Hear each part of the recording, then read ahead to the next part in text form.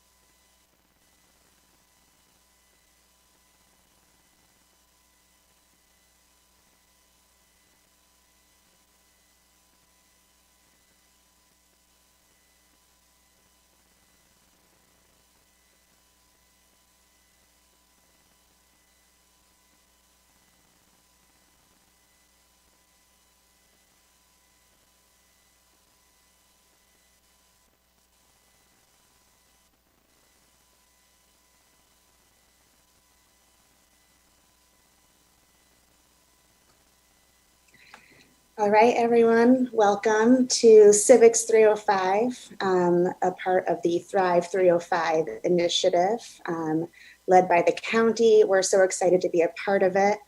For those of you who are tuning in, whether on social media or here on the Zoom, we're really excited to be sharing a little bit about how our county works and get some local government fundamentals. My name is Rebecca. I'm the executive director at Engage Miami.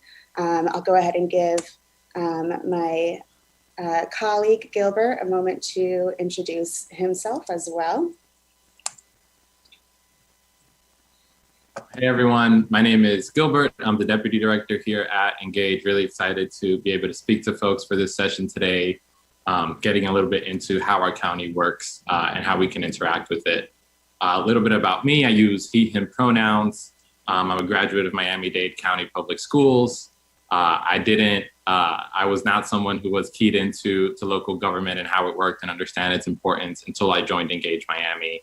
And that world kind of opened up to me. And through the conversations I've had, I've realized that while a lot of the time the national level and what's happening with the president and in Washington, D.C. can get a lot of the attention, what really impacts our lives on a day-to-day basis, whether we can find affordable housing, whether our communities are safe and we feel safe in them, whether we can find a reasonable way to get to work or to school, that's all decided at the local level. Really excited to be able to open that world up a little bit for folks and introduce it's important to some people. All right, so Engage, we are here to help build, just like Gilbert was saying, a more just, more democratic, a more sustainable Miami. Our goal is to develop a local culture of civic participation for young people that's bold, creative, impactful, and really gets people engaged and seeing the possibilities that are there in local government. And that's one reason that we are so excited about the Thrive 305 initiative, to go out into the community to ask people, what are your priorities? What are you experiencing? What matters most to you? And how do you want to be involved in finding the solutions? That's really what Thrive 305 is about. That's what Engage Miami is about. And so we're really looking forward to seeing what comes of this process. And we are here to help. Give folks the knowledge, the skills, the connections, along with so many other nonprofits, so many other leaders, to make sure that we're moving our county forward together. So we're so grateful to be part of this Thrive 305 initiative. We were able to have canvassers out going door to door, making sure that young people know about these surveys, can respond, can use their voice, and know how to participate. So we're grateful to be here. And we're very grateful that our mayor, Daniela Levine-Cava, has been moving this initiative forward and really, really valuing community input. And so if there's anything you would like to share, Madam Mayor, about Thrive 305 and why getting involved really matters, would love to hear from you.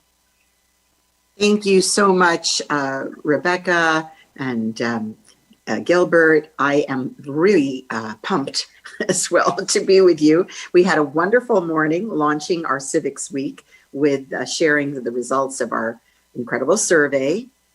We are so grateful that you are one of our partners, that you helped us go door to door, get full involvement. We had really great participation, 1% of the population, 27,000 almost responses, actually 1.2 million responses and 27,000 completed surveys.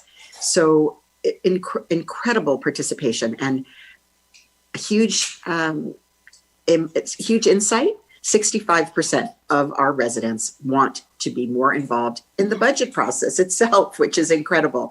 So I am very, very proud that you are here to instruct folks about how to participate more actively.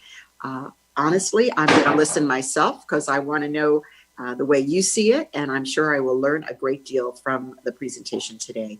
I want to thank everybody who is tuned in, who is dialed in, and make sure that you let others know all week long, Monday through Thursday, 6 to 8 p.m. We're going to do the deep dive in the data from the survey, and you'll give us your questions, you'll give us your input. So that is all found at thrive305.org. So with that, nothing about me without me, and it's on you to learn how you can get involved and make a difference. I promise you this, as mayor, we will have an open door. As mayor, we will have the most responsive, accountable local government that could possibly be. And I'm very, very proud to have been part of history making with you today. Thank you. Thank you so much for all that you do.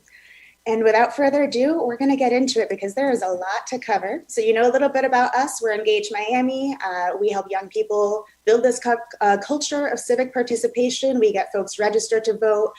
We make sure that they have the civic knowledge they need. What does the mayor do? What does the county do? And we're going to share some of that with you today. And we also develop young leaders through our fellowship programs. And you'll be able to hear from one of our fellows a little bit later as well. My name's Rebecca, she and her pronouns. Gilbert and I are going to be walking through this presentation today, and we are going to make sure that you get the full overview. We're not going to go into every single piece of county government, but we're going to make sure that the big picture, the systems, and how to engage that is really clear, really mapped out. And we're looking forward to reflecting and imagining a little bit more as well about what it could look like. So today we're covering functions and structures of county government, getting familiar, especially with the county government, the county budget process. We're seeing that people really do want to be involved. It's such an exciting finding from this survey. So we're going to talk about what that might look like and other opportunities to be engaged and make a difference. But we're going to start out with a little pop quiz. And we've got 3 questions. 1, do you know the population of Miami-Dade County? There are a lot of us, right? And this county has to work for every single resident and make sure that we all have the quality of life and can move our county forward. So do you know the population? How many human beings are here sharing this county together? Next question. Do you know the total budget of the county government? We want to get involved, we want to make a difference, and where our budget dollars go, that shows what we value, what are we investing in, and what choices are we making as a community. And number 3, can you name your county commissioner? We've got 13, 1 for each of the 13 districts.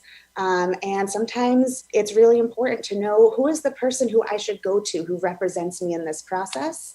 Who am I voting for every 4 years? And a lot of times, like Gilbert was saying, we know folks at the federal level, we know folks at the state level, we might know our city council as well, because there's the county and there's the city, but knowing who your county commissioner is, that's one of those key things that we can all do. So without further ado, and you can self-score on our system here.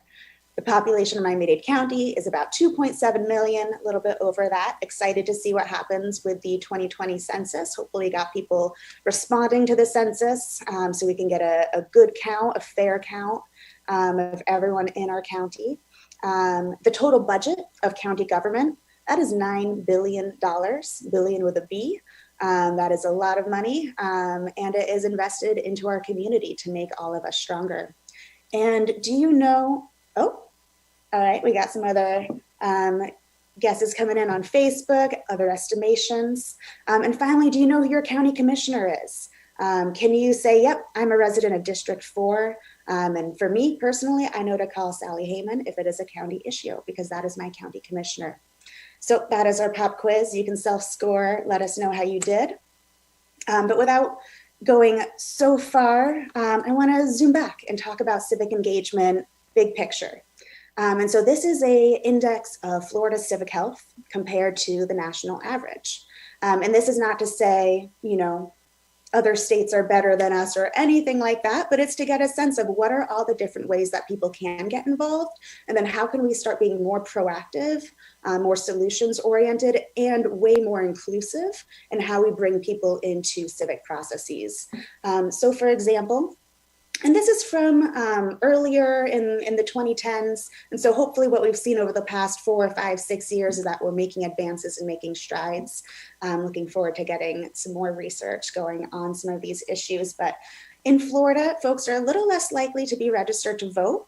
If they are registered to vote, they're a little bit less likely to actually go out there and vote. And a lot of people are disenfranchised for many reasons. And so that's something that we need to be working on together, is to get everyone included and participating in voting processes so we can continue strengthening democracy, especially at the local level. We can also help out nonprofits, help out charity, engage in mutual aid, support each other. We can volunteer, get involved, get hands-on. You can be a member of a community organization. You can be a member of Engage Miami. There's also pretty amazing organizations that we saw this morning as part of the Thrive 305 kickoff, like Transit Alliance, like Clio Institute. And so you can get involved locally. You can use the power of your purse.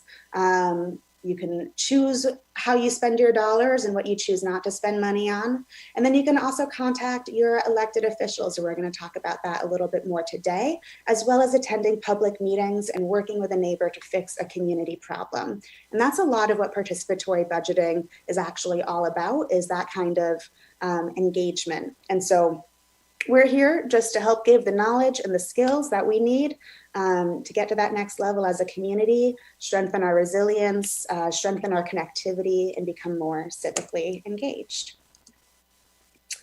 So I'm going to just pause for a moment. I'm going to pass it over to Gilbert in a minute to talk a little bit more about local government functions and structures.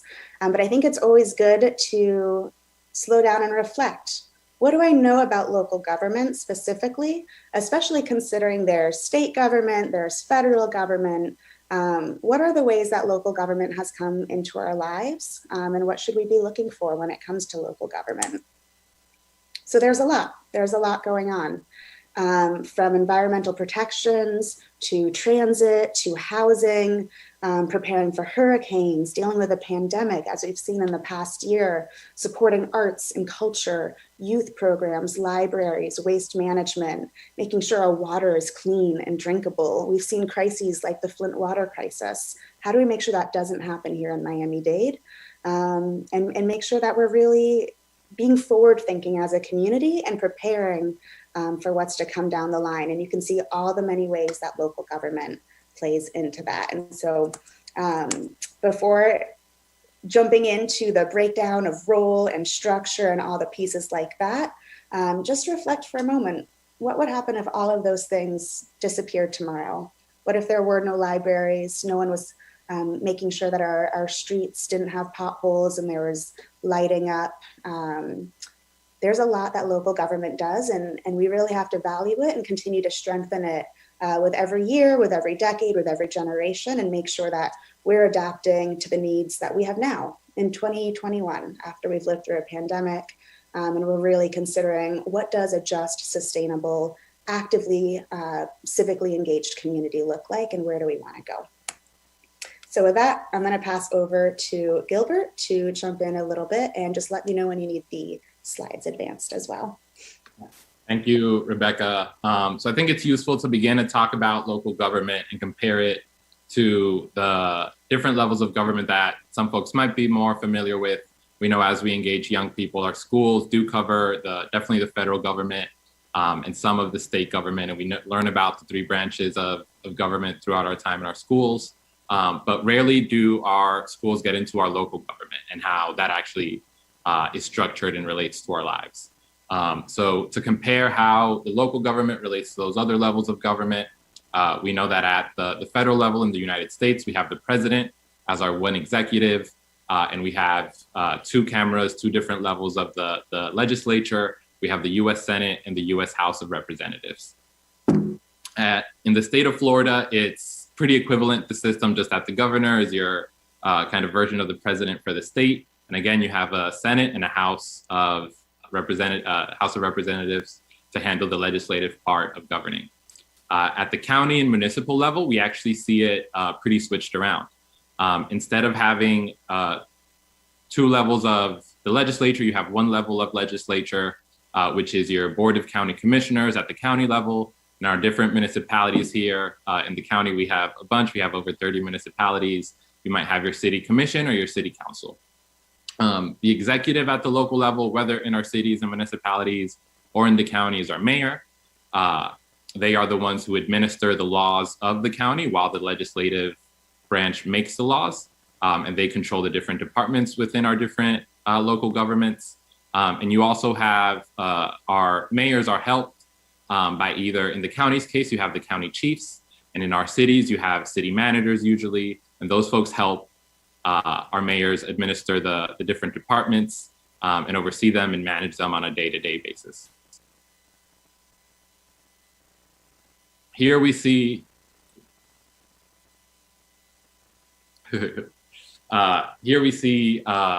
obviously, as we know, our county still functions within the context of all these other levels of government.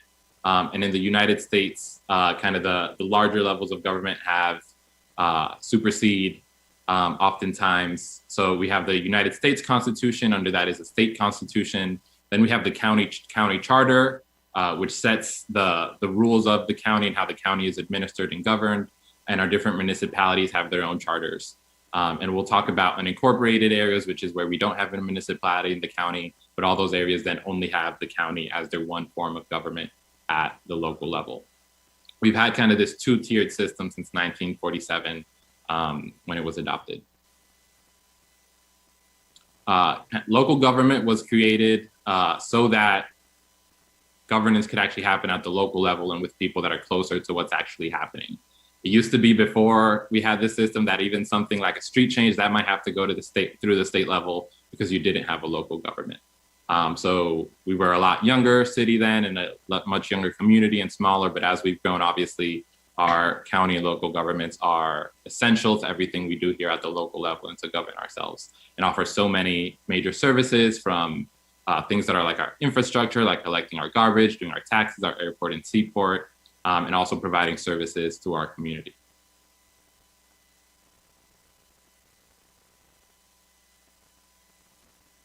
So earlier we asked you to reflect, what if local government disappeared entirely? And in that case, could you imagine having to go to Tallahassee to fix some of the local issues that you care about that affect our neighborhoods? And so having county government, having municipal government, we have the opportunity to be represented and to elect commissioners and to attend meetings and get involved at county or city hall. But a lot of folks don't have access and don't know how to get involved and don't know how to get started. And so we're here to help build some of those bridges and close some of that divide between how our local government operates and our ability as residents to all be involved, to feel like our county and our city hall really is ours, and that our commissioners are available, we can talk to them, and that we're involved in problem solving together. So right now, we're actually going to go ahead, and if you are watching on social media, if you are watching on Zoom, go ahead, grab your phone, grab your computer if you're available. And I'm actually going to go right to the county website, because one thing I want to encourage folks, let me just make sure. I really want to encourage folks, can we see this? Cool. To use the county website as a resource. There's actually so much on here. And so right now, just going to show you quickly, you can go to miamidade.gov and you can go ahead and look up your commissioner, see who represents you, what districts you're in, and make sure that you go ahead and you can save their contact information. So if you have a question, you want to reach out, you have something that you really care about, they might not always be able to do absolutely everything, but they probably know the right folks to connect you to, can tell you what's going on in that issue, and they should be hearing you as residents. So for example, District 1, if you're in District 1, you can go ahead, click through, learn a little bit about who your current commissioner is, make sure you see the maps, know what's in that district, check out the county services that are available, look up legislation, and go ahead and get the contact information, which is right here for the main office and the district office as well, because there are also staff there who are available to help constituents. So my recommendation, go ahead and use the county resources, the websites, there's so much on here, and your county commissioner represents you. So I hope that's given everyone enough time to actually go on, find the county website, identify their commissioner, or at least bookmark that page so that you can come back down the road and make sure that you have that tool at your disposal. All right. So we asked you to imagine what would happen if local government disappeared tomorrow.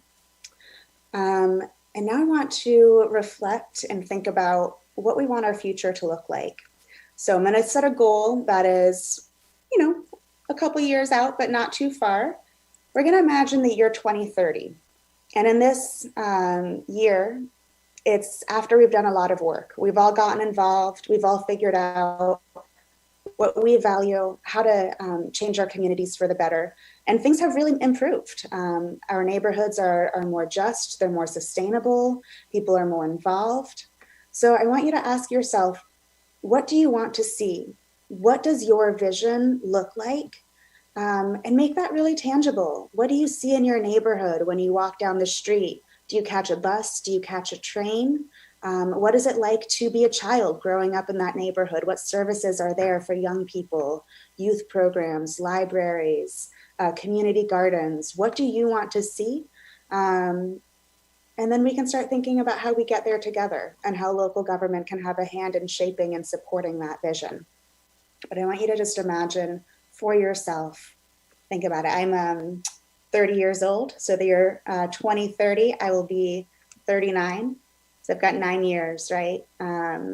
Working with everyone in this county, folks who are going to move to this county in the next 9 years as well. And we can make this better together. So I think it's important to always activate your imagination. There's a lot going on in the world that can be a little depressing, and you wonder, how do we make this better? How do we make a difference? And local government has so much power, and we have a lot of power as residents. So we're going to try to make sure that folks have the skills and the knowledge and go through the structures and functions of county government. So I'm going to go ahead and pass it back over to Gilbert. Yeah. So to start here, like I was mentioning before, we have a two-tiered system in Miami-Dade County. We have Miami-Dade County. We also have over 30 municipalities across the county that about half of our residents live in unincorporated areas where they have a city in addition to the county city. Some of our largest cities are the city of Miami, the city of Hialeah, city of Miami Beach, the city of Homestead. And the other half of our residents live in unincorporated Miami-Dade, what sometimes you'll hear referred to as UMSA. I think that's the unincorporated municipal services area in county speak. But that area, we don't have a municipality. We have the county, which we would go to for everything that relates to the local level. And I'll get into how what the county is responsible for versus what our cities are responsible for. Our county is also divided into 13 county commission districts. And each of those districts elects their own county commissioner. Next slide, please. So yeah, like I was mentioning, we have a two-tiered system here in Miami-Dade County. For those of us who live in unincorporated Miami-Dade, Miami-Dade County is our one form of government, and we go to it for all of our services and needs at the local level, versus some places are incorporated and have their own municipalities. And the primary responsibilities that the municipalities take up are they have their own police departments, they have their own zoning laws and are responsible for setting zoning in their communities. And we'll describe what zoning is because it's something that seems wonky, but it's actually pretty simple. It's simply about where you can build what, how we can build our communities. And our cities are usually also responsible for the parks inside the city. The responsibilities vary a little bit. Some of our municipalities don't have their own police departments, for instance, some of the smaller ones. But typically those are some of the main things that fall under incorporated areas where there is a city where we have one.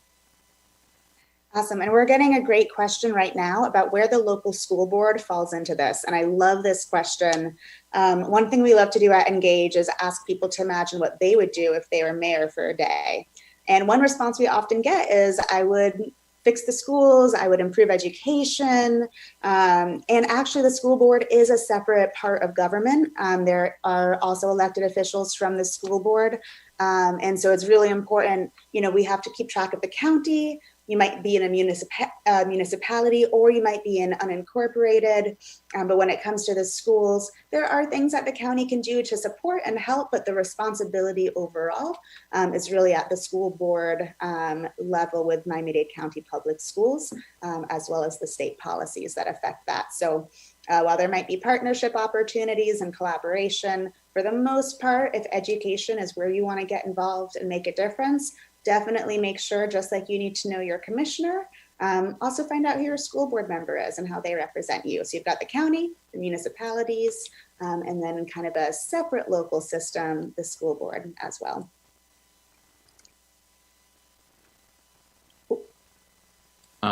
So like I was mentioning before, for all of us in Miami-Dade County, the 2.7 million of us, the mayor and the 13 commissioners are who make up the executive and the legislative parts of our county government.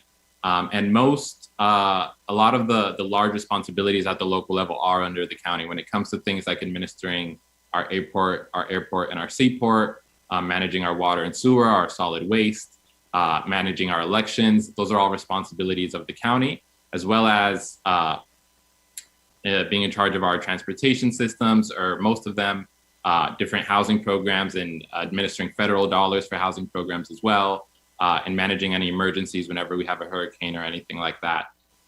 County emergency management will be what comes in there.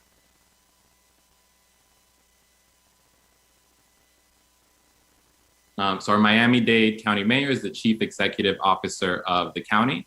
One thing that's really important in our local level here is that our elections are actually nonpartisan. If you voted in 2020 in our county mayoral election or in our county commission elections, you'll notice that when you went to vote, there wasn't a D or an R or any sort of party next to any of the candidates' names. You have open primaries for these local elections where all the candidates run together. And then the top two candidates go into a runoff if no one gets more than 50% of the vote. So we actually have nonpartisan elections at the local level. Our mayor is elected every 4 years. We just had a mayoral election last year, obviously. And we actually have term limits, which were instituted for the first time not that long ago, around 2012, that took effect for the first time in 2020. So we have a mayor who serves 4 years and can serve 2 terms, similar to how it works at the presidential level.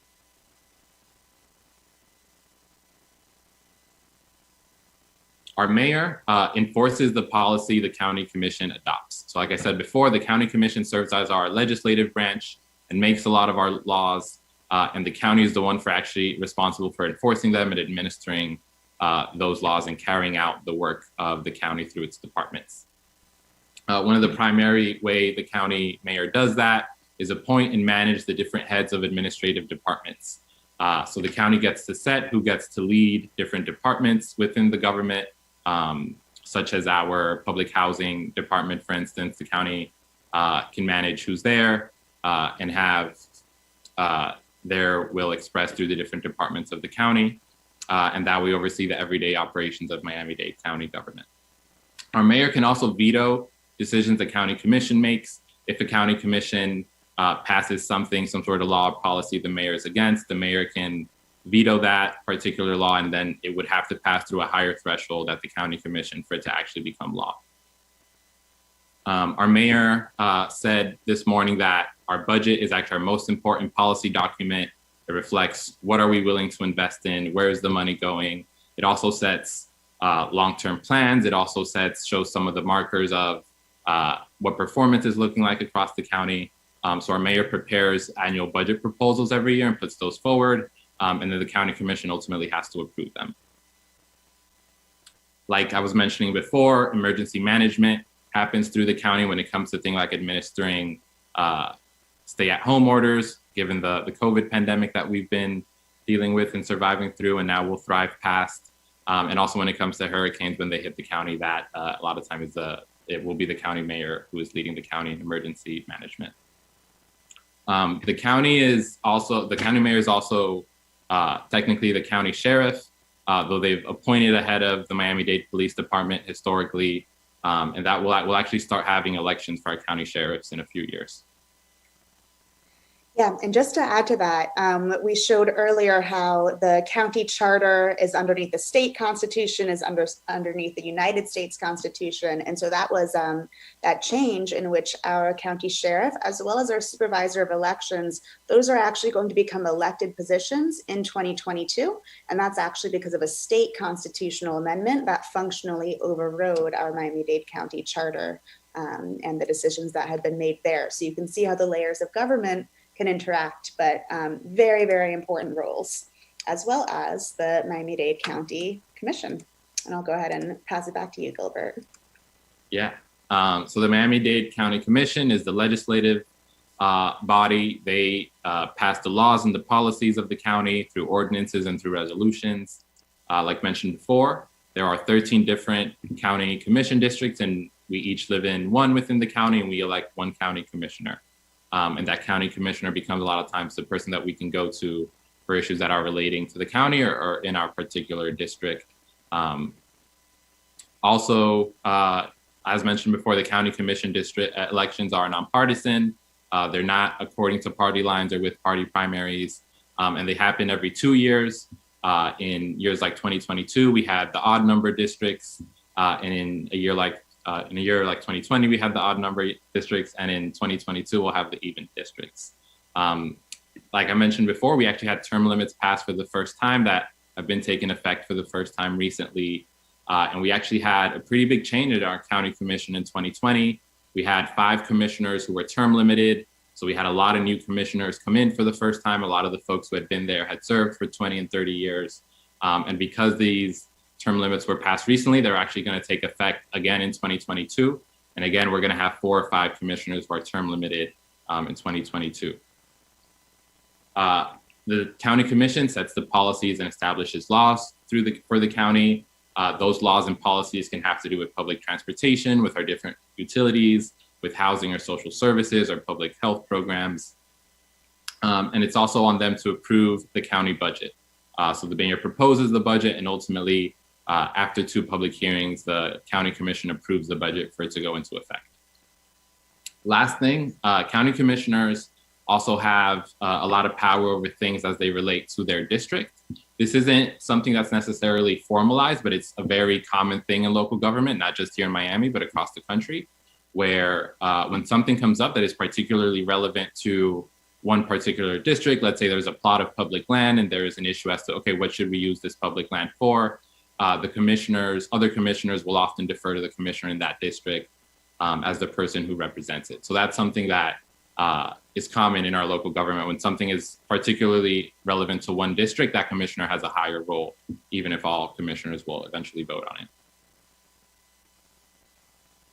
Want to break down a little bit the difference between ordinances and resolutions. So ordinances or resolutions are long words with a lot of syllables. They're kind of the equivalent at the local level of what we know as a bill. It's how a law is written, and at the local level, it has these 2 forms. An ordinance is what we typically think of in terms of as a law or a bill. It's a rule or a statute that has broad applicability. It's kind of the more standard way we understand laws. A resolution is more the formal expression or opinion, formal expression of the opinion or will of the commission. So it has more to do with what they'd like to see. That comes up a lot of times when there's a question of something that isn't more of a general law or policy, but about how you deal with a particular issue. Let's say that question of how you would use public land, that might be something that goes through a resolution rather than an ordinance, because you're not talking about a broad rule for everything, but how it applies to that particular plot of land. Or even a lot of times our local governments will pass resolutions to other bodies, such as Our county government might pass a resolution to send it to the county government, to the state government, or to the federal government, just saying they're in support or in opposition of a particular thing that's being debated or discussed. Here we see a lot of the committees that make up the county commission. So in terms of legislating policy, the county commission doesn't actually do all the work together when they all meet as the Board of County Commissioners. There are all these different committees that are active throughout the year where different ordinances or resolutions are being debated, are being changed, or being refined before they actually come to the full Board of County Commissioners. So on each of these different committees that you see here, such as the Chairman's Council of Public Policy or Public Housing and Community Services or the Zoning Board, a particular subset of the commissioners will sit on these committees, and they'll be the ones to take more lead to policy as it relates to these areas. And a lot of times it's important to be active in these county commission committees because you have more access, they're smaller, the commissioners in these committees are more willing to engage in conversation, and it's just shorter agenda and less people to be able to do that. And a lot of times the different ordinances or resolutions are changed or adapted at the committee more thoroughly before then they just go to the full board for more so of a vote.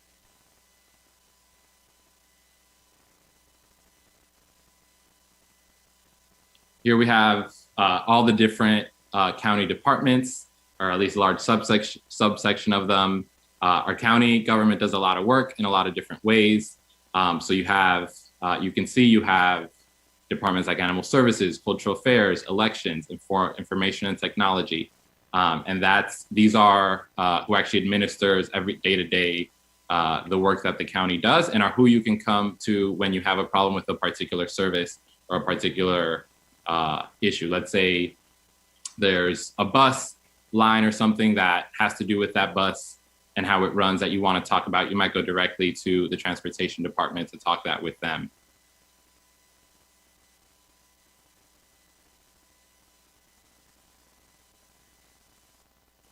Cool, I can take this one. Another way to get involved is to actually join some of the county boards. And so we saw there is the county commission, there's the executive branch and the departments that report to the executive branch, but there's also these incredible advisory boards, and they are doing great work every day, every month.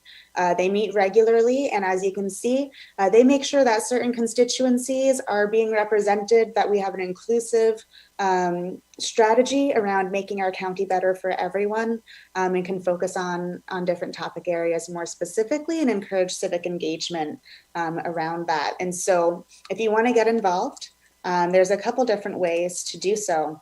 You can see there's these different branches of government, but whether or not you want to serve on a board, participate in a board, you can also make sure that you're advocating at the county committees themselves. If you have an issue that you care a lot about, whether it's transportation, environment, parks, libraries, find out who is on that board and make sure they hear your voice. And so really big picture, stepping back to see how government structure all works together. But at the top, it's the county residents, right? This is our public governance. This is our community governance. And we have the opportunity to be involved, but sometimes I do want to admit it can be tough.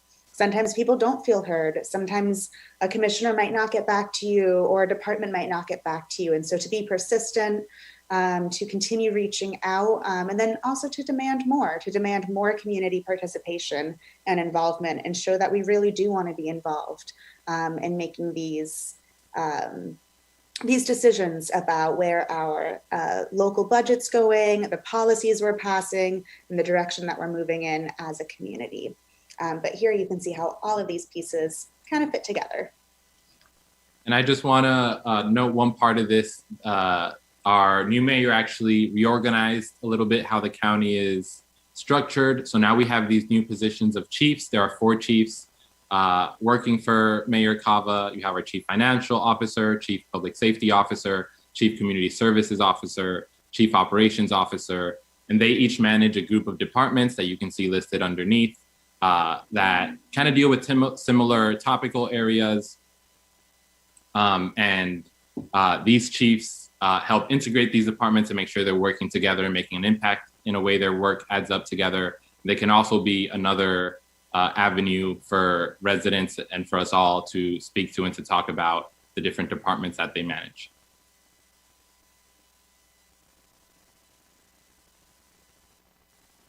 Okay, so to recap, who do you get in touch with? Who do you speak to? So it's often your county commissioner when it is district specific, or you want them to make sure they hear your voice as a resident in that district, in this county, about different legislation and major decisions coming up. It's often specific departments when you're looking for services, whether it's waste management or libraries or animal services. It could be the specific department. And again, those chiefs who are now in charge of their department areas, they're going to make sure that folks get what they need from the departments and can get in touch with the people that they need to. And then finally, the advisory board. Here's where you can really get involved, become a leader yourself, and make sure that the work of the county is moving forward with attention paid to including everyone and making this a just community for everyone in Miami-Dade. And again, those county committees definitely know which county committee does your commissioner serve on. It could be that they are not on a committee that you really care about, and you might want to contact some other county commissioners as well, because we're all in this together. But the county committees are often where there's a lot of opportunity for public input early on in the process before it moves in front of the whole board of county commissioners. So good tips for advocates is always to look up those county committee agendas on the topics that you care about.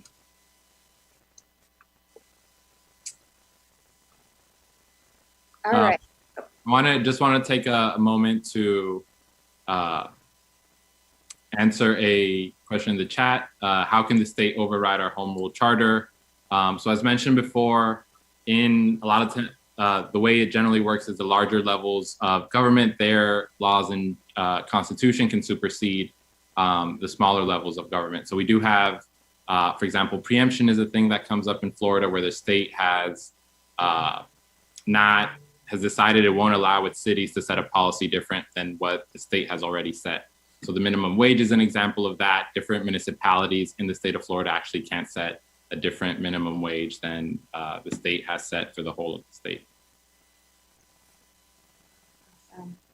All right, so we've been talking for a little bit. We're going to take a quick break and introduce you to a fellow.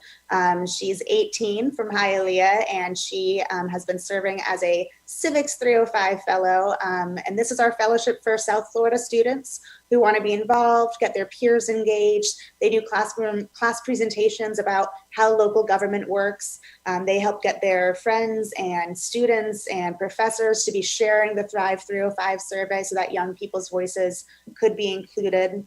And so Aaliyah here has sent in a video just to talk big picture about how sometimes something so local has global implications, and that getting involved, while there can be challenges, we can also take simple steps. And so we're going to share a little bit from Aaliyah, and she has sent in this wonderful video. Hi, my name is Aaliyah Donji. I'm 18 years old. I was born and raised in Hialeah, and my pronouns are she, her. I grew up Muslim, and Islam translates to peace. So I grew up with this idea of, why can't we have world peace? To me, it seems so simple and so attainable. And so at a young age, I decided that I wanted to be an actor of peace, and I wanted to create that for the world. So that's when I became involved in civic engagement.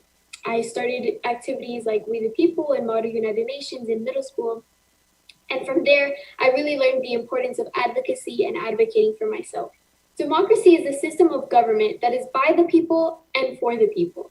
And so it's important to be civically involved because civic engagement is that road that connects the people to the government. Currently, I think that there is an educational gap when it comes to information about local government. A lot of times we're not taught this information in school. It can be hard to reach out to our local representatives or even to find basic information about them. Through the Civics 305 Fellowship and Engage Miami, I've learned that civic engagement is actually super easy.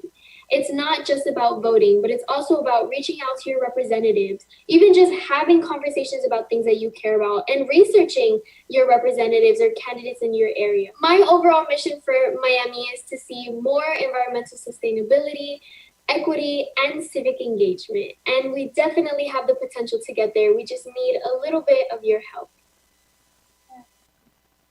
I love that. I love that. And you can really see how the global is local, the local is global, and we all have an opportunity. And there's many paths, right? There's voting, there's talking to your neighbors, there's learning about the issues. But I love that. And we also need to remember that we need this community to be thriving for a long, long time to come. It's not just about us right now, it's about each generation after us passing down a community that is increasingly a good place to grow up, a good place to live, a good place to grow old, a good place to work, a good place to enjoy life and be happy. And we actually, through local government, can really be living our values in beautiful ways. Hi, my name is Aaliyah Donji. All right, so let's see, we're gonna jump right in and keep going and get into a little bit of the technical side of things. How does this all come down? And I always love alliteration. And so we're going to talk a little bit about maps. We're going to talk a little bit about money. How does county government, we know about the structures, we know about the powers, but how does county government really affect our day-to-day lives? Right down to how we physically organize our county. What buildings are on our street? Is there a factory next to a farm? Is there a high rise in a community that is traditionally not one with high rises? Where are we making choices about how we use our space, what our neighborhoods look like, and how we protect our environment? So zoning is often not considered, a lot of fun. It sounds technical, but it's actually something that's going to shape our lives. And we all have expertise and lived experience just by being residents of this county, by living where we live, being on the streets, using the transit systems. We actually each have a say and should have a voice in shaping what our county looks like and how we protect our spaces for the future. So zoning, and this is actually from the municipal level, zoning can look like different things. It might be that you have a really rural residential area. We've got that in Miami-Dade County, right? This is not all downtown. We've got homestead, we've got agricultural areas, we've got national parks. And so really the whole scope of what our space is like. And we have to remember, Miami-Dade has not been around that long as a county. These were indigenous lands and over time have been built up and changed and developed, and how we make sure that we're thinking about the future generations as we make choices today, and also things like affordable housing. Where can people live? Where can people afford? Do you need a car to get to work? All of these things come down to how we design our spaces, and we need to have people-centered design that really works for everyday people in Miami-Dade. And so having a little bit of familiarity with zoning, that way we feel comfortable speaking up, getting engaged, talking to our commissioners, or this is often at the municipal level, right? So if you're within a municipality, you're really gonna wanna talk to your city council person or your city commissioner and talk to that department. At the municipal level, but especially if you're an unincorporated Miami-Dade, if you remember that earlier map, the colored areas were all the many municipalities, but a lot of it was white space. That's the UMSA, unincorporated Miami-Dade service area. And so that's going to be directly administered at the county level. But you can see our everyday experience walking down the streets, whether or not we can afford to live in neighborhoods, whether or not we have mixed use transit-oriented communities. A lot of this happens, and it's all about the maps. So I want to demystify a little bit of zoning and make sure that we have a sense of what's possible. Gilbert, is there anything you want to add about zoning? Yeah, I'll just say, I feel like if you think about, your life, it makes sense, right? Like you've never been in a residential area that's single family homes and there's just a Publix in the middle of it. We know there are areas that like, oh, this is more commercial, this is more residential, there's tall buildings here, there's not tall buildings here. And that's actually all set by county and by city law. And it impacts, that goes on to impact whether you can find affordable housing there or not, whether it's a thriving neighborhood that has economic activity or not, in a lot of different ways.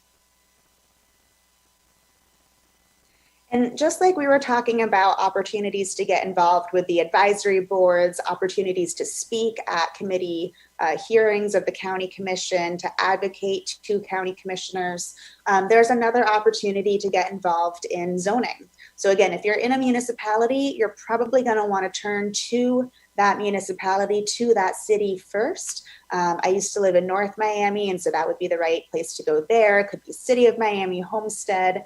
And that's a really great way to get involved because it is so hyper local. And there, the city commission, the mayor, the zoning and planning departments, they represent smaller populations and can be even more responsive. But in order to make sure that folks who live in unincorporated areas don't necessarily have to go all the way to government center, all the way downtown. There's actually community councils set up within the county for those residents who aren't in a municipality to get more involved in even more local, community-oriented approaches to how we use our land, how we design our maps. And so there's community councils that residents can sit on, residents can speak at, and those can also be found at the county website. And it's a really great alternative way to get involved. That's going to be even more hyper local for folks who aren't in their own municipality. So again, join a community council, you can join a board, you can contact your municipality, attend committee meetings, and most of all, talk to your neighbors. I think it's really important that we're stronger together. We need to know, do my next door neighbors share this concern? Is there flooding affecting them as well? What do my friends and family think about this? And knowing that when you go and you speak with whomever it is that you might be speaking with, or bringing one more person with you to speak at a public hearing, that can be really, really powerful. And so know that we have the opportunity to bring others with us as we get more involved in shaping our communities. All right. Ready to dive into the budget? Yeah, ready. So yeah, we've talked a lot about the budget today and its importance. It sets our priorities as a county. It's us putting our money where our mouth is and actually investing in the things that we say we prioritize. It's really a statement of our priorities and our values by what we choose to invest in. Just like all of us have our personal budgets and we have the money we have and make the decisions about what we prioritize. This is what I'm going to spend it on. This is what I'm not going to be able to spend it on. The county does the same thing.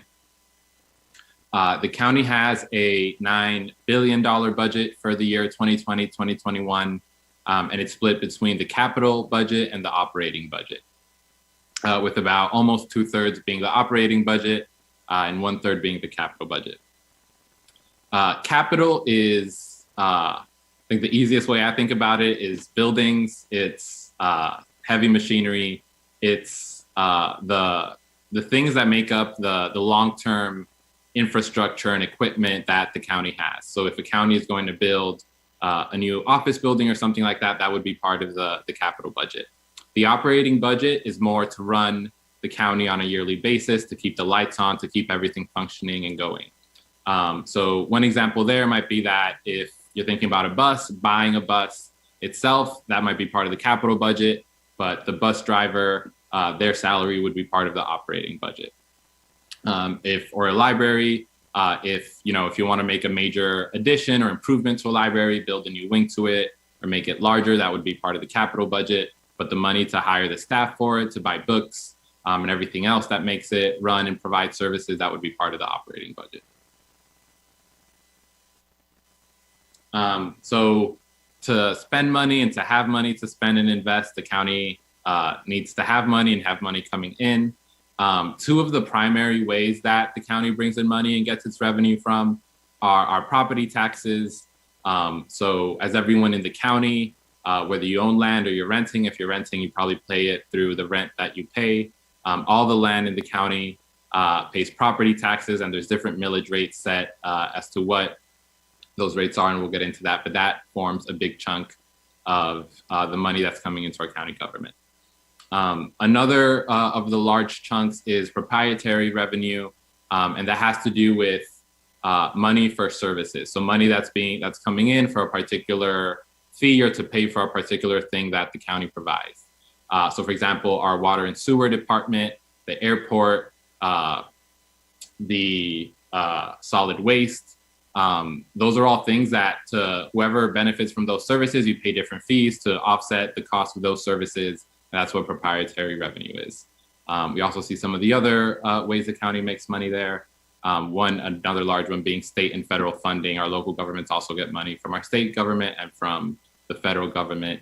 Especially right now, folks might know it was part of a topic as there was a new relief bill passed at the federal level, was that our state and local governments needed relief given the crunch that's been caused by this pandemic. So yeah, here you see, like I was mentioning, that our property taxes and our proprietary revenues make up the bulk of the money that comes into the county. To give an example, more examples of proprietary revenue, it's kind of those big infrastructure things like I mentioned before, like if someone's renting out part of the airport, they have to pay for that. But it also comes up in more regular and in different departments and things that have to do with our everyday lives. So if you're paying a bus fare, that would be part of proprietary revenue. I went to Alita River State Park a few weeks ago, which is a county park, and went canoeing, and I had to pay a fee for that, and that would be part of proprietary revenue for the county. We also see sales tax and gas taxes. Those are smaller parts of the money that's coming in.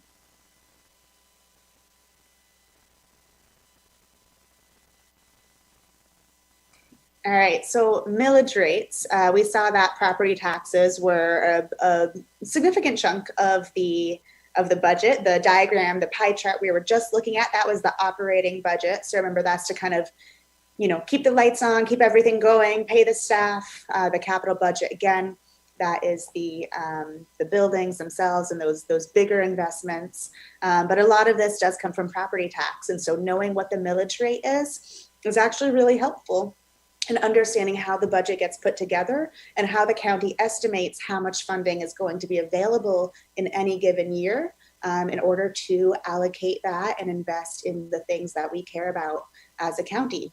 So the millage rate is basically the amount of property tax charged per $1,000 of the assessed taxable value of a property.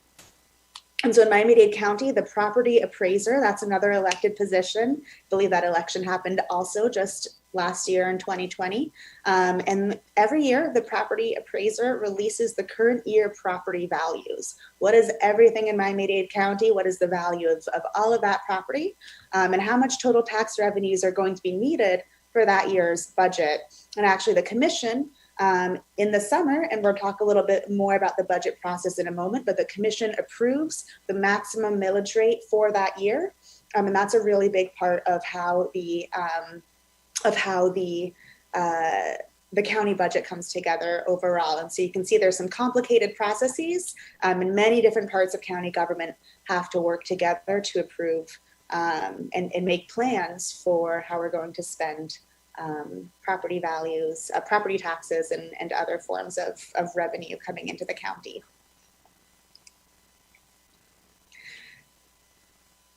So this one's interesting as well. We talked a little bit about county versus municipalities. And so the county, again, can provide some of those same city services in unincorporated areas. But if you're in a municipality, you're paying a municipal millage rate as well. And they make their own budgets and have their own allocations for the many areas where the budget goes to. And so it's actually very interesting that some municipalities, and you might not expect this, but often in areas that have lower property values, there's actually a higher millage rate. And so as a percent of property value, it's often those who have the least who are paying a higher percentage based on that municipality. But there's the Miami-Dade County millage rate. And again, this is per $1,000 of property value. And then there's municipal millage rates. And so it's 9.8 in Opelika. And in Miami Beach, it's 6.0221. And so you can see every municipality sets their own. And it can often have really interesting effects on who has the ability to allocate budgets to support their residents in a way that sometimes exacerbates inequalities in between municipalities. Gilbert, I'm not sure if you want to share anything about that, but again, that's separate from the county millage rate and process.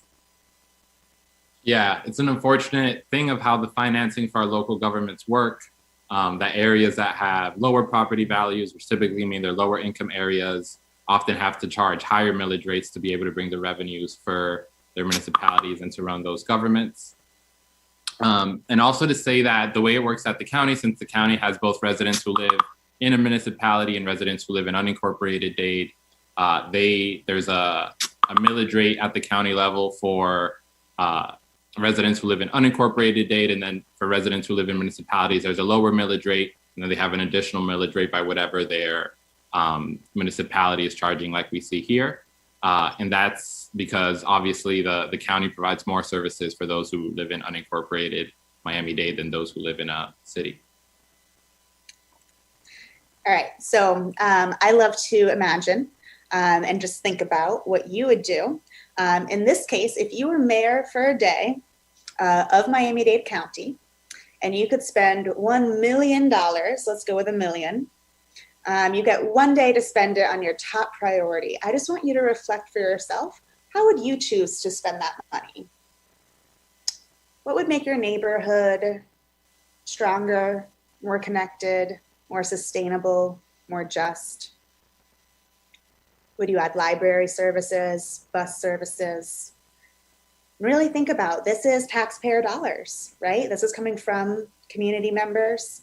And it's for all of us to make sure that we have a county government that's serving our needs. So if you had $1 million, what would you do to improve the community?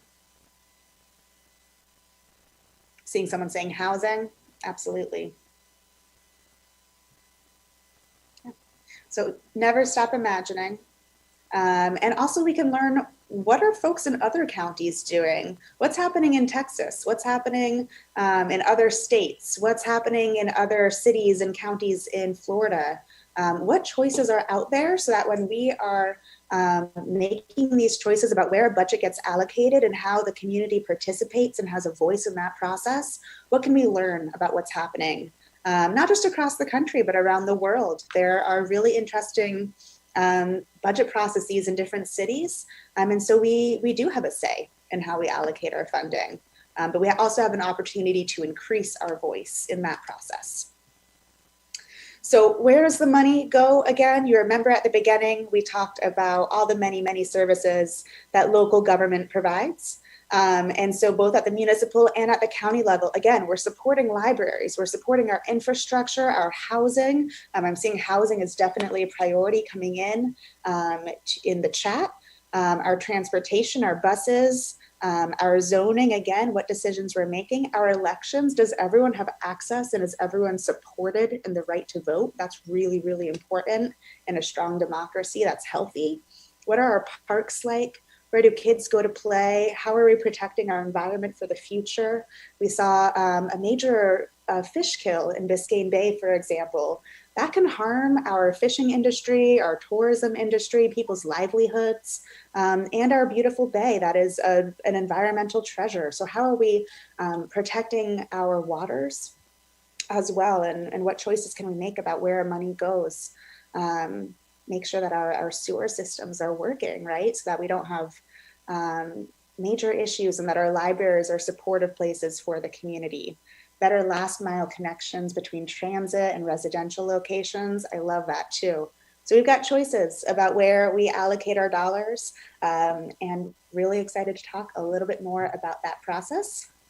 And I'm going to pass it back to you, Gilbert. Yeah, so this is actually a useful graphic that the county has used in the past to split up where its operating budget is going to between these different groupings of departments and work being done at the county. And it kind of gives you a good sense of what exactly all this money that's coming in from our property taxes, from different proprietary revenues, from all these other sources, what is it going out towards? We see here that from the operating budget, the largest chunk with 30% is public safety. And the next two largest chunks are neighborhood and infrastructure and transportation. And if we go to the next slide, it'll kind of like help us break down a little bit more what those look like. These are a lot of the single largest budget items that you see in the county budget at a high level. On the left here, you see a lot of things that have to do with the infrastructure of our county to make sure that we're running, that everything is working the way we need it to, that you can fly in and out of county, that our trash and solid waste is being taken care of, that our transportation systems are in place. That's transportation and public works, so also has to do with other sorts of investments in our infrastructure at the local level. So this large chunk is a lot of what I think of as the infrastructure that the county provides. This middle chunk, which you see also takes up a large share of the county's budget, is what's classified as public safety, and that's three things. That's the police budget, that's the fire rescue budget, and the corrections and rehabilitation budget that administers the different jails that the county has. And lastly, you see this group, which unfortunately, in my opinion, is a little shorter generally, but has to do with a lot of the more human services the county provides when you think about Jackson Health, our parks, our public housing and community development department. This one is community action human services, our library. Those are also some of the larger parts of the budget though. And one thing to keep in mind here too is that, and it's a different mix for each department. There's not an easy way to slice this, but some of these budgets, the majority of the money they have comes in from proprietary revenues. So for example, water and sewer, most of its budget is paid for by the money that people are paying for water and sewer, versus a lot of the other categories here, especially the ones that are less about infrastructure, come more from the general fund the county has, where the county has more discretion on a year-to-year basis to kind of decide to invest in this or that. Here we also see the split of the capital budget. And like I mentioned before, capital is more about making improvements in the infrastructure, the long-term buildings or heavy equipment or machinery that the county has, versus the things that are more running the county on a day-to-day basis. And here we see that for the capital budget, transportation is actually the majority of where that money is, though transportation is, there's a lot of things that fall into transportation. You see an airplane in that graphic. So our airport capital improvements would also be there, for instance. Also want to talk about what the budget process looks like at the county level. And this is something that is a little different this year. And thankfully, Thrive 305 is part of that. And I know at Engage, we're happy to see that input is starting earlier in the county budget process. So to recap what we've seen so far, we've seen different departments think about their priorities, look at the work they're doing. A lot of times how the budget actually starts is with the individual departments thinking about what sort of budget do we need for the next year to do our job. We also had, as was mentioned this morning, some budget workshops already this year in February and March, which brought in community input, as well as this Thrive 305 process right now and Civic Week next week for all the different issue areas. I saw a lot of folks had ideas about what they'd like to spend $1 million on. Those will be spaces to have conversations on those issues as well. Yeah, departments kind of start with proposing their own budget. And then the county government, the Office of Management and Budget and the mayor have to look at all the different proposals from the departments that are coming in and think about how everything can add up the way it needs to. And then in June, starting in a couple months, the county goes into the process of actually producing the budget. I'm actually going to drop a link where you can go to the county's website in the chat here on Zoom. If someone can help me copy it to the other places we're streaming, that'd be great. But the county actually has a pretty transparent process with the county budget. It's all up there to review. And like I was mentioning before, it's not just this is how much is going to be spent on this particular thing, but it also has the key performance metrics for a lot of our different county departments and how they've been performing over the past few years. It has a map of what are the sorts of capital improvements they want to look forward to. It has strategic plans and like planning documents for a lot of our different departments. So the budget's really, it's a complicated document and it's a huge document, but it's a really educational and informing document of the county. So by code, by July 15th, but can also be before that, the mayor releases her proposed budget. After having that process, which is internal with the departments and the Office of Management and Budget. And this year, we've also seen early budget workshops and this amazing Thrive 305 project. After the mayor releases the proposed budget in July, in August, and in general through the time until the public budget hearings in September, you see input from residents, another opportunity for input from residents that's in the code.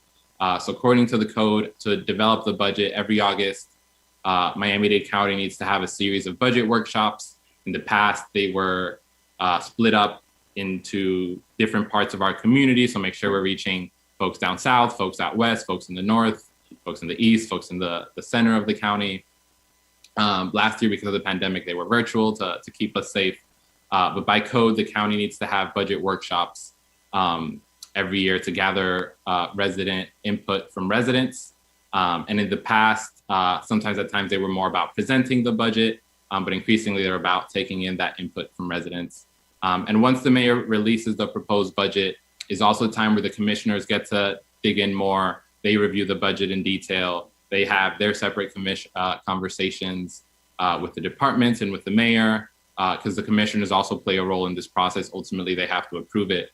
So they also have the opportunity to start giving their thoughts on that budget process. And that would also be a time maybe in advance of when they start doing that to talk to those commissioners about what your priorities are on the budget. In September, we have two of my favorite events of the year. We have the first and second public budget hearings in the county, which are places for, ultimately at that second hearing, the budget is approved and there's a vote on it.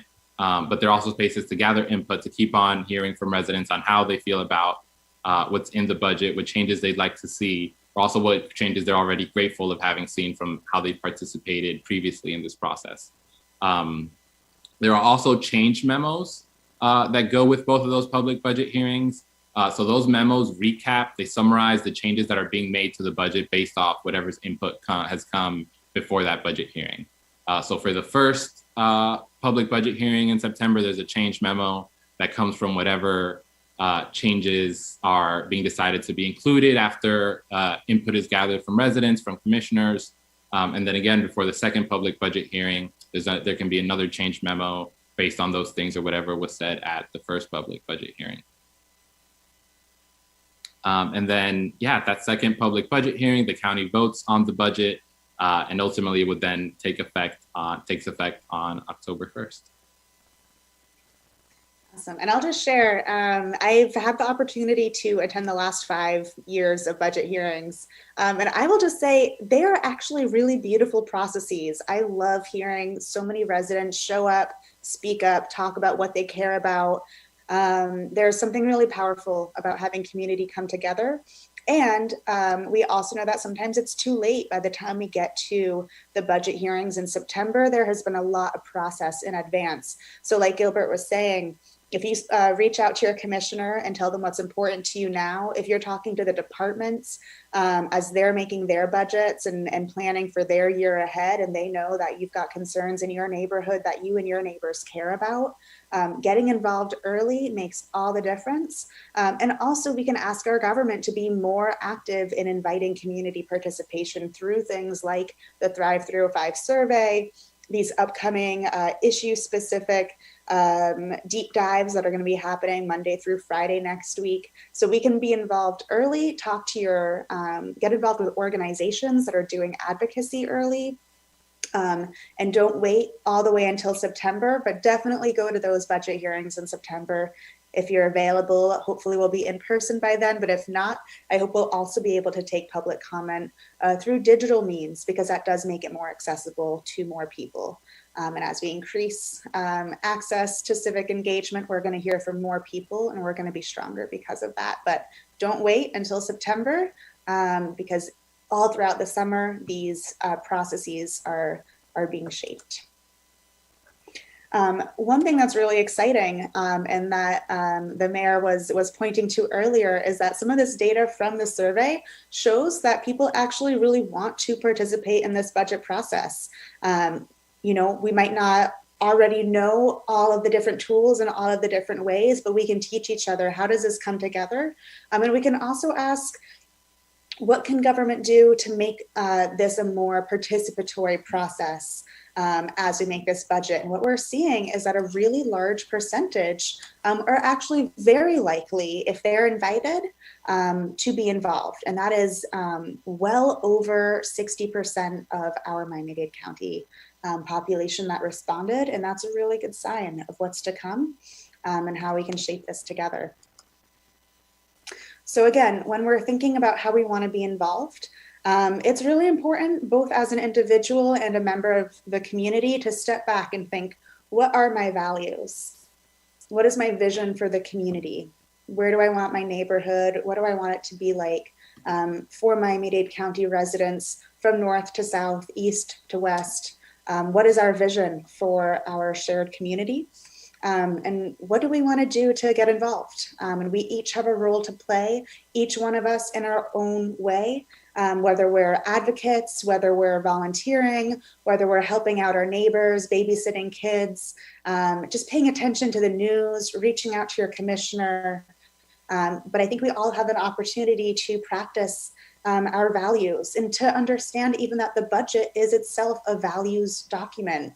It's literally saying, where are we taking the monetary value that we have going into local government, and how are we spending it in a way that supports all of us? And so we each, through civic engagement, that's actually a practice that we can do in small ways every day. And then if we're able to vote, to make sure that we're voting and getting involved there too. So more ways to get involved, right? So voting in every single election and contacting your elected officials. We've talked about that quite a bit today. And I want to talk a little bit about the many, many municipalities in Miami-Dade County, right? There's over 30, I believe 34. And they all, like we said, they all have their own budgets. They all have their own zoning. They have their own government. Just like we broke down the role of the county commission and the mayor, there is your municipal mayor, and often these municipalities have elections throughout the year. And so it's not just every other November for midterms and presidential elections. If you really want to get involved at a local level in terms of, you know, who is elected to represent you locally, you might actually be voting in May, for example, if you're in North Miami. We have elections coming up in municipalities, including Homestead, City of Miami, Hialeah, Miami Beach. These are happening in November. And then we also have our county commission elections. We talked a little bit about term limits, even numbered and odd numbered county commission districts alternating every 2 years. But what you might not know is that these elections actually happen in August, and it's just the runoffs that happen in November of those election cycle years for the county commission. And what we see is that in municipal elections that aren't in November, that are in August or other months of the year, or these other important elections that happen in August, our primaries, we see really low voter turnout. And so we have to do more as a community to get people involved, to make sure that people know these elections are happening, because as we've seen in all the many ways that local government impacts our daily lives, if folks don't know that they have an opportunity to go out and vote, if you're eligible to vote, we're missing a say in how we shape our community. And so definitely know August, keep an eye out. We try to make sure folks know about it, but those county commission elections will be coming up. As well as voting, and again, there's lots of folks who are not able to vote for so many different reasons, whether it's age, citizenship status, or being disenfranchised. due to policies that prevent returning citizens from voting as they should. But even if you can't vote, you can get other people out to vote, and you can still activate around elections and make sure to support the community. You can also serve on a board. You can serve on a community council. You can sign up for public comment and be an advocate, whether at the committees, through the budget hearings, and make sure that you are connected with local groups. Find opportunities to volunteer in your community. Other folks who care about the same issues that you do, whether it's getting the Metro Rail expanded to your community, or whether it's improving libraries and parks so that children and young people have safe places to go after school. We can all be involved in kind of shaping that future. Also recommend reading your local news. We've got some great local news sources, from the Biscayne Times to Miami Times, Miami New Times, Miami Herald, Political Cortadito. So read the local news and know what's going on. There's sometimes it's hard to find out what's happening, right? If you turn on your television set or go online, we're going to hear a lot of conversations about federal level, a little bit more so about state level, but sometimes this really interesting stuff is happening right here locally. And it's fascinating, and it affects us on a day-to-day basis. It affects the housing that we're able to afford, whether or not we can get on a bus to go to work. So definitely read the local news, share, talk about it, have those conversations. That too is civic engagement. So talking to your neighbors, talking to your friends, and remember, you can organize your community. You can bring people with you. There's always going to be power in numbers, and teaming up and doing it together. And use your local services. If we don't use it, we might lose it, right? So take the bus if you can take the bus. Go to the library, call 311 and get information. Make sure that people know that we really value having these services locally that make our community stronger. And so even just using the local services is really incredible. So at Engage, we're specifically helping Gen Z and millennials get involved, but we're here for absolutely everyone, and want to make sure that all of these different avenues, people know about them, because we can see there's a hunger to participate. There's a hunger to make a difference, but it can be complicated. There can be some barriers to access. So we're going to talk about those in a moment, but there's a lot of different options, and what works for every individual is going to be different, but together we all add up to being an engaged community, and that's what's really important.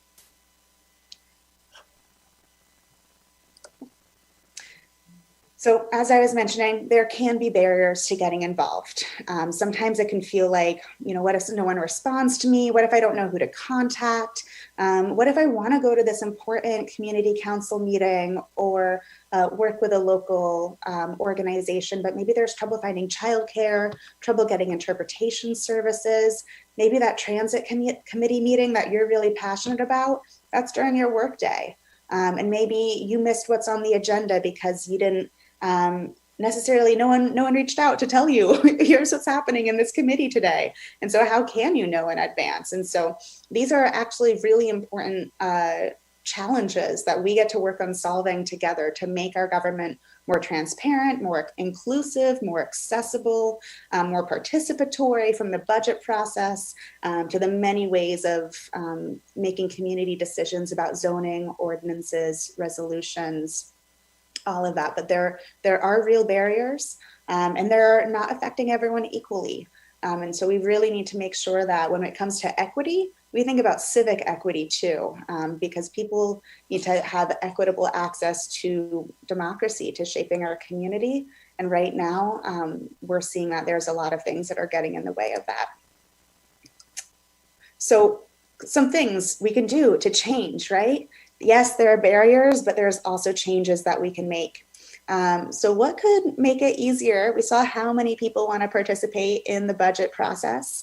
To have a participatory budget process in Miami-Dade, that seems like a very clear finding from all of this data, all of these surveys. And here's what would make that easier. Here's what would help. We can hold meetings during other times other than weekday evenings. When we have safe in-person meetings, make sure they're close to people's home and their work. Especially popular is the simple step of doing more outreach. when are the meetings scheduled? How do I know that this thing I care about, something's happening at the county level, whether it's a budget or policy? So letting folks know when those meetings are scheduled so that people can make choices and try to make it there if they can. And once they're there, providing better translation and interpretation services so that we have language access and language justice in our civic engagement.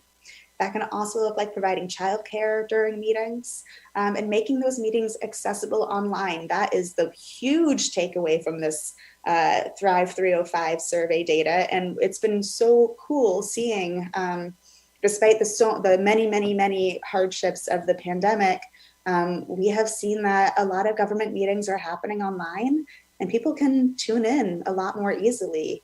And that is something that we don't have to go back. We don't have to go back to always having to go in person. And if you're not physically able to get there for so many different reasons, work, family, transit, etc., we can have accessible meetings online where public comment is valued and listened to, and making sure that that's something that we're working on increasingly making accessible and inclusive, having both in-person and remote access so that what works for different individuals, we have equity in our civic engagement.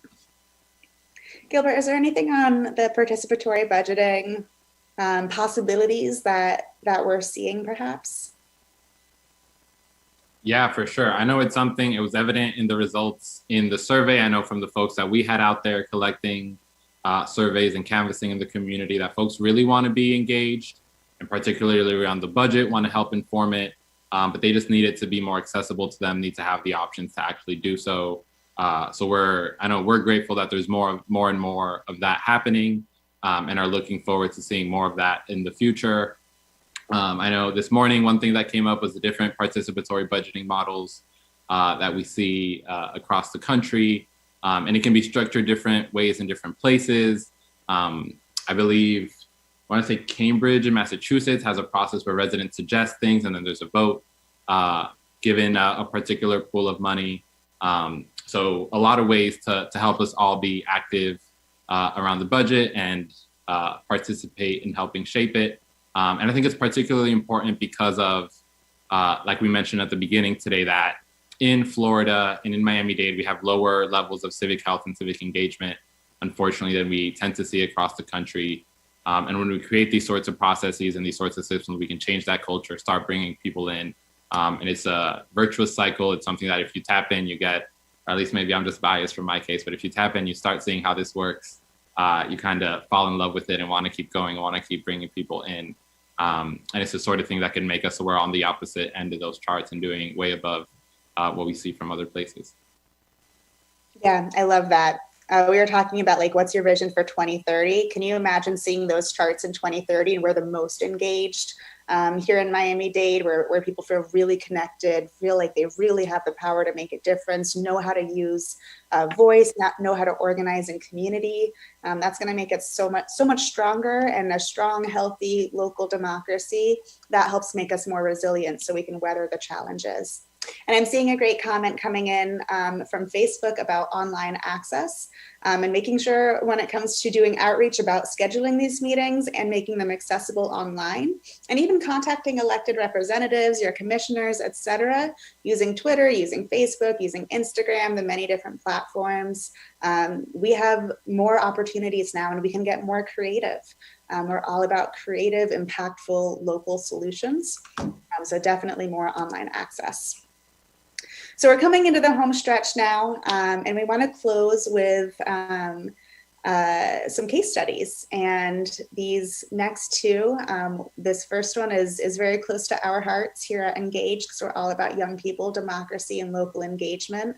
And then going to share a little bit more about another case study of how it works when residents do get involved, get engaged, use these processes, understand how the systems work, and work those systems so that we can make sure that we're getting the solutions that make our county more equitable, sustainable, et cetera. So Gilbert, if you want to share a little bit about the 2018 county budget process and how we won multiple early voting sites where thousands of young people participated. Yeah, this is something that we're really proud of to have been a part of here at Engage. We value the voices of young people. We know that as young people, we have the vision, we have the values that we need in Miami-Dade to have the community that we need. And we know that young people are extremely passionate, extremely concerned with justice, with equity, with racial justice, with justice for everyone in our community, no matter your identity. And we were lucky in 2018. So to give some background, unfortunately in Florida, it had been banned for college campuses to be early voting sites for a few years. And that ban was struck down in the courts. So we see how the judicial system ends up having a play even at all levels of government and the decisions that are made there. And then we saw a lot of other counties in Florida go after that decision was made and put early voting on their college campuses. It's not something that we immediately saw in Miami-Dade. And it's something that we really wanted to see happen. So there had been a coalition pushing for that and trying to make that happen. And we did see one placed at Miami-Dade. But at Engage, we do a lot of work at Miami-Dade College. We really value Miami-Dade College. It has 8 campuses across our community. It serves everyone in our community. I think it's one of the pillars of our county. And I know that because, driving around, you see so many of DC stickers that it's obvious. But we wanted to see there be an early voting site placed at MDC, particularly at the Miami-Dade College North Campus. We could see in the map of early voting sites that was an area where there hadn't been an early voting site placed too closely. We realized this a couple of days before the county budget hearings, actually. And we realized that it could be a budgetary issue. It could be a matter of placing the money and making sure there were funds allocated to provide that early voting site at an MDC campus, because that's something that costs money. You have to have machines there. You have to have staff there. So we mobilized as Engage Miami, and with young people we were working with to that county commission public budget hearing. The college itself also wanted there to be early voting on campus. The students there definitely wanted it as well. That picture you see there are from different members of student government at Miami-Dade College. So we went and we spoke about why it was needed on campus. I remember hearing someone who spoke to that they lived in South Dade, I think close to Homestead. They went to Miami-Dade College Wolfson campus because that was the campus that had the program that they wanted to study. And they had a job in the design district a little north of there because that's where they had found a job that worked for them. So and they didn't have a car. So they took public transportation to MDC Wolfson and then to the design district. Typically, they said on a typical day, they spent minimum 3 hours on public transportation going back and forth. As young people, we often have, and especially most students at Miami-Dade College not only were full-time students, but also had jobs, oftentimes didn't have their own car. So it made it harder to go and make your way to another polling site. So we advocated for there to be early voting on campuses so we could change that and respond to the needs of the students there. And also, I think this is also part of what we've been talking about of changing the culture of civic participation, the way this project is doing in our community. Because we also know that if young people are civically engaged, if they're voters, they become lifelong voters, and that persists throughout the rest of their lives. So yeah, we were really lucky. We spoke about our stories, why we were passionate about that and needed to see that. We had a county commissioner sponsor a resolution to place an early voting site at Miami-Dade College North Campus. It was actually our current mayor when she was a county commissioner. And that resolution passed. And then the mayor also decided, because he wanted to balance it out, our former mayor, Carlos Jimenez, wanted to balance it out, he would also place an early voting site at the Miami-Dade College Kendall campus. So we ultimately saw that we had 3 early voting sites in Miami-Dade. Throughout that, over 20,000 young people voted across all of those, including FIU. It says 10,000 there, but also adding FIU, because we also had early voting at FIU and still have early voting at all these places. So yeah, I think it's a really awesome example of young people standing up for their right to participate and actually winning what they wanted to see.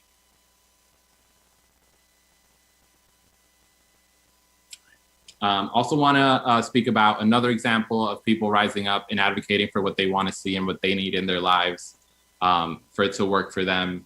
And this is actually Martin Fine Villas. This is a housing development in the county.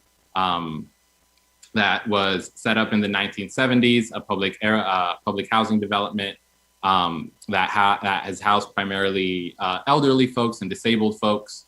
And this housing development was undergoing a large renovation. Right now here you see it had about 50 units, and it was eventually renovated to have over 100 units, to be 7 stories high.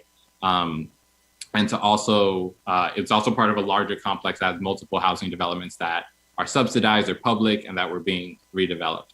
And one thing I want to point out here, you see this ramp on the left here was a ramp that allowed residents to go up and down the building without having to use the stairs, which was particularly important in a place where the majority of people who lived there were elderly or disabled. So if you can go to the next slide. So as that redevelopment was happening, the residents there advocated for themselves and participated in the process with the developer that was doing this to speak to their needs for the public housing development. And they wanted to see the continuation of that ramp. It was going to be a lot taller building now, but they wanted to have that ramp because it's what they needed to get across where they lived. So they actually were able to win that. So this is a 7-story ramp that goes through this building. It's a very unique thing. It's probably the only one of its kind in the whole country. I actually got to visit this development as a part of a program I was a part of, and it was really cool to see. Not only was the redevelopment that the folks there got brand new housing, but it was able to be adjusted to what their needs were. This not only helps them move across the development, but it also a lot of the residents use it for exercise. And there were also other amenities there that they advocated, such as space to play dominoes or have other sorts of games or other sorts of recreation to adjust to make sure that whatever plan was being drawn up included them and what they needed.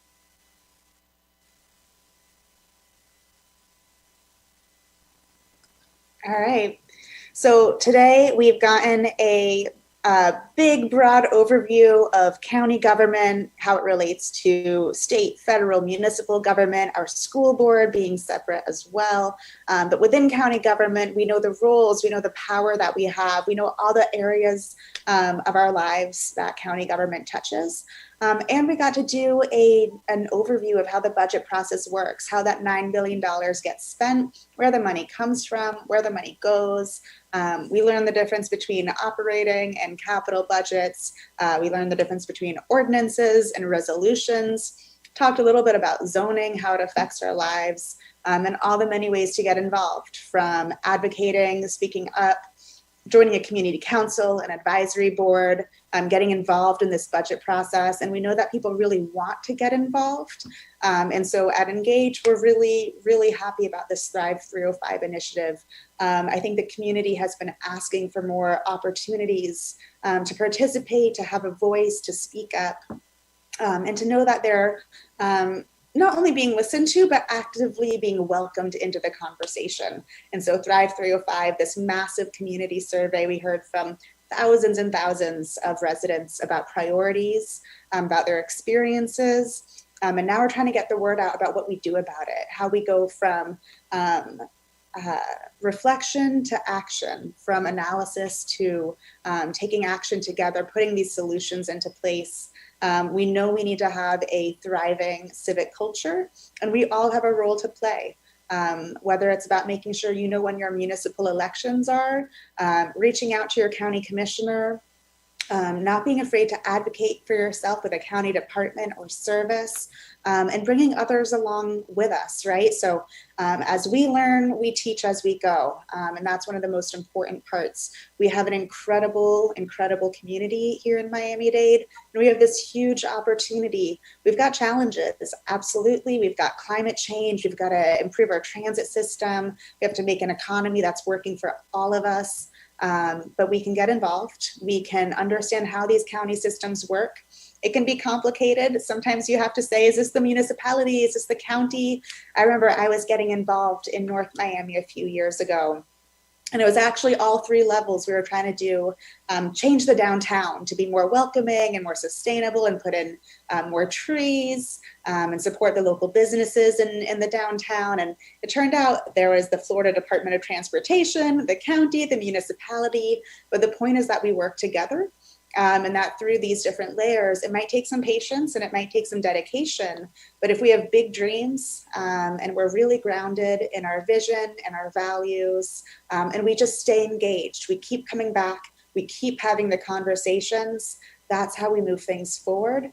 And our local government has so much that we can do. So if you're feeling overwhelmed by global issues, what's happening all across our country, what's happening internationally, know that we can take action here locally.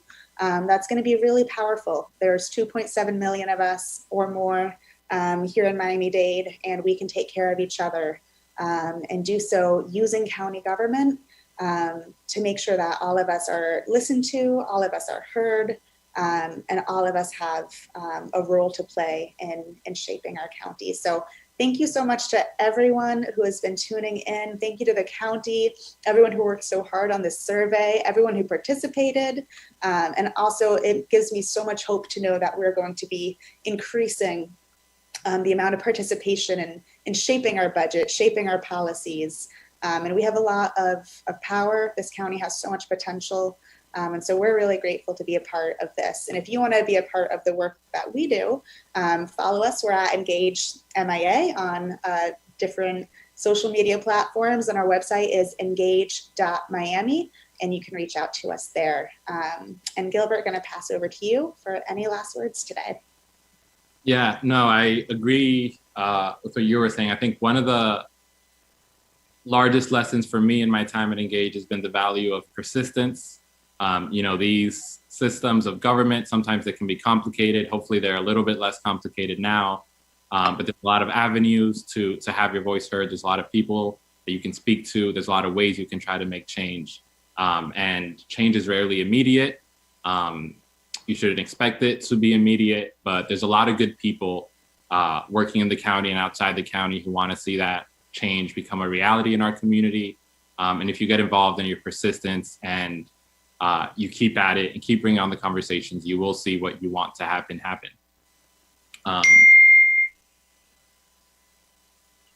I'll also add, I think